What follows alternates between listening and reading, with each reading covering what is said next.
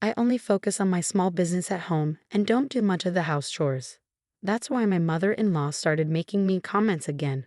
My name's Susan, and I'm 32 years old. I design websites and work from home. I live with my husband John and his mom in the house where John grew up. Before I got married, I had a job at a company. But after getting married, I decided to work for myself as a web designer from home.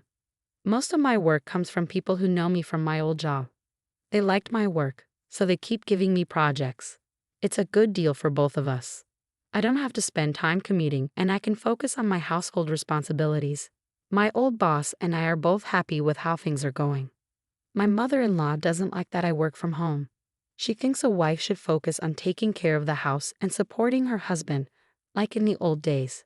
But times have changed and many couples both work now. My husband John tries to explain this to her, but she still insists that I should do more housework since I earn the money. She doesn't really understand my job and keeps calling it a home business. Even though I try to balance my work and chores, she's still not happy. Maybe she sees me as the woman who took her son away from her. Since we got married, she's been making sarcastic comments about me and seems to dislike everything I do. John says she relies on him more since his dad passed away about 5 years ago. It annoys him sometimes, but he also seems to like feeling needed by his mom. Our house in a neighborhood was bought by John's dad 30 years ago. His life insurance paid off the rest of the mortgage, so now it's in his mom's name. It's just right for the three of us, and there's a room for me to work, which is great. My mother-in-law has lived here for 30 years and has lots of friends nearby who visit often. When they come, I have to stop working to serve them tea and snacks. And when they get together, they always talk about their daughters-in-law. One says her daughter-in-law runs to her parents' house over small problems and is hardly home. Another says her daughter-in-law spends too much money, causing problems for her son. I hear these conversations from my workspace and can't help but laugh. They seem to compete over who has the worst daughter-in-law, never saying anything good about them. When one friend praises me for managing work and house chores, my mother-in-law doesn't seem happy. She dismisses my work as just a small business and wonders how much I make. Then another friend talks about how her wife spends her part-time job money on herself, while her husband's money is for everyone. They all laugh. My mother-in-law starts talking about how things were different in her day, but I tune her out with my headphones. I've heard these stories before, and they often disrespect modern wives. I focus on my work and block out the noise. One evening at dinner, John casually mentioned wanting to buy a new car. "I've been thinking about getting a new car. Is that okay?" he asked. My mother-in-law snapped back, wondering why he needed my permission. John quickly tried to calm her down, saying it would be a car for all of us, so he couldn't decide on his own. Despite John's explanation, my mother-in-law kept arguing with him. "Since you're the only one with a driver's license, you should choose the car you want," she insisted. Poor John, who usually listens to his mother, looked at me for help. "You decide," he said, feeling stuck. Frustrated, I told him, "Fine, don't keep asking for your wife's opinion, just make the decision yourself." John always checks with either me or his mother about everything. It's nice that he's considerate, but sometimes it's frustrating how unsure he can be. His dad, my father-in-law, used to make decisions on his own, and my mother-in-law often complained about it. Growing up seeing this, John thinks it's wrong to be too assertive. But my mother-in-law, who had a controlling husband, believes that's how a husband should be. My mother-in-law's dissatisfaction with John always seeking approval falls on me. She blames me, saying, "Susan is always nagging John. That's why he's like this." I was surprised and didn't know how to respond. John chimed in, blaming me too, saying, "Yeah, Susan is always complaining. That's why I can't decide on my own." I tried to defend myself, but it didn't help. John always takes his mother's side. We've been married for 2 years, but he's never stood up for me in front of her. He apologizes later, saying I'm the most important to him, but I'm losing trust.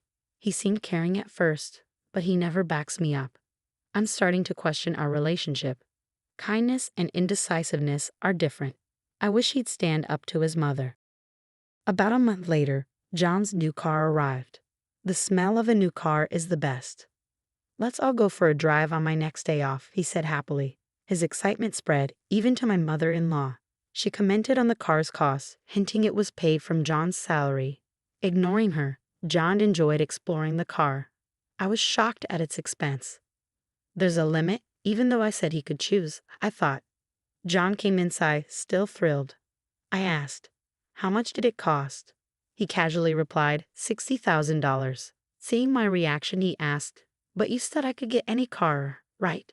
My mother-in-law quickly sided with my husband, saying, "You let John decide, so don't complain now." While I did leave the decision to him, I also hoped he'd consider our finances. Ignoring her, I asked my husband, "Where's the money coming from?" He hesitated, then admitted he was paying with a loan. Instead of addressing this, my mother-in-law shouted, "Susan, don't complain, you're not the one paying." I wasn't sure if she was mad because I ignored her or because of what I said to my husband, but she gave me a fierce glare. "You're always complaining, even though you're living off John's salary," she said harshly. I defended myself, saying I have a job too. But my mother-in-law dismissed it, saying I didn't earn much with my part-time job compared to John's $5,000 a month. I was about to explain that was my salary, but when I looked for my husband, he had disappeared. I couldn't take it anymore. My mother-in-law even went as far as saying she wanted a daughter-in-law like me to leave soon. I had been patient, but I was done. Discussing my salary seemed ridiculous, and I didn't care anymore. Feeling frustrated with my mother-in-law's comments and my husband's attitude, I couldn't understand why he caused this argument in the first place. His usual indecisiveness had sparked it all over again. "Okay, I'll leave then," I said, heading to my home office. I grabbed my laptop and essentials and left the house, telling my mother-in-law I'd come back for the rest of my stuff later. She glared at me with a frightening expression, while my husband stayed in his room. As I left, my still angry mother-in-law shouted, "Make sure you've signed the divorce papers next time you come here." Did you hear me? It shocked me to hear her use such harsh language for the first time. Ignoring her, I stormed out of my in-laws' house. I wasn't sure if she was angry because I said I would leave as she asked, or because I confronted my husband about the money. Regardless, I knew I wanted to leave that house as soon as possible. After storming out of my husband's parents' house, I went back to my own parents' house for the time being. My mom was surprised and asked what happened suddenly. My dad, seeing my unusual expression, seemed to understand the situation. "I don't know what happened, but you can stay here as long as you need to," he assured me. I didn't hear from my husband afterward. The man who used to cherish me before our marriage was nowhere to be found. I couldn't help but feel foolish for not seeing that he only listened to his mother. Talking to my parents about what happened at my husband's house helped calm me down. "You don't have children, so it's better to divorce sooner rather than later," my mom advised, and I agreed. On the weekend, my father helped me move my belongings out of my husband's house. My husband was nowhere to be found, and my mother-in-law stayed in her room. Standing outside my husband's room, I called out, "Thank you for everything. Could you sign the divorce papers?" I slid the papers under the door. I signed. "Is this okay?" came my husband's curt voice from behind the door, along with the signed papers. It saddened me that our marriage had come to this. Without saying anything to my mother-in-law, I left my husband's house. I had lived there for about 2 years, but there weren't many good memories. I headed straight to the city hall and submitted the divorce papers. I wanted to settle everything quickly if possible. After the divorce, I stayed at my parents' house and continued working there. I thought about renting a room and living alone, but my mom insisted I stay with them for safety reasons. My dad agreed, worried about John and his mom possibly causing trouble. Though I didn't think they would, I felt more comfortable being with my parents. Luckily, I could work from anywhere, so I decided to stay home for a while. About 2 months passed, and I had almost forgotten about my ex-husband and ex-mother-in-law when I started getting calls from an unknown number. At first, I thought it might be a wrong number, so I didn't answer. But the calls kept coming. Reluctantly, I listened to my ex-husband's voice on the phone. "Why didn't you answer sooner?" He sounded flustered. "It's an unknown number, and besides, we're not connected anymore," so I was going to hang up. I replied, ready to end the call. But then he rushed to say, wait, I can't get my smartphone to work." "Why is that?" He sounded desperate. "I'm not sure. You should contact your phone company," I suggested. Then something dawned on me. "Did you not deposit money into your bank account when we were married?" I used to deposit money from my salary for public utilities. His salary went into the same account, but it was usually a small amount. He sold health food products, but his income was low because of the commission system. Some people make good money with lots of orders, but he didn't do as well. He mostly received the basic salary, so only a few $100s went into the account. I had been depositing money into the payment account every month, but for the past 3 months, it was only his salary. The argument about the car and me leaving the house happened in the middle of the month. That meant the payment for the new car might have already started. My ex-husband fell silent on the other end of the phone. I've been managing everything with my own salary. From now on, you'll have to figure it out on your own, I informed him. I wanted to say Sergio, but I held back and hung up the phone. My ex-husband probably never told his mother how much he earned. She didn't realize that most of our expenses were covered by my salary since our marriage. John must have felt embarrassed to admit he earned less than his wife. I later learned that utilities like electricity and water are not easily shut off. The first thing to go is usually cell phone service. A few days later, on a quiet weekend morning, the doorbell at my house rang loudly. My dad answered and started arguing with someone at the front door. Seeing my usually calm father so angry, I knew something was wrong. My mom and I went to see what was happening. We have nothing to do with you anymore, so leave, my dad said firmly. My heart raced when I heard my ex-mother-in-law's voice demanding to see me. Just as my dad had predicted, she had come all the way to our home. When she saw me, my ex-mother-in-law started yelling at me with a terrifying expression on her face. Because you stopped depositing money into the account, the electricity and water got cut off. My parents and I were shocked. What did she mean by that? Just then, my ex-husband arrived, desperately trying to intervene. Mom, stop it. This has nothing to do with Susan. But my ex-mother-in-law ignored John's attempts and kept yelling. John makes $5,000. Why would the electricity and water get cut off? You're mistaken. I'm the one who makes $5,000. I corrected her, finally able to speak up about what I hadn't been able to before. My ex-mother-in-law looked surprised at my words, then turned to John. That's right, it wasn't my salary, it was all Susan's, he admitted, looking defeated. How can you earn so much with a part-time job?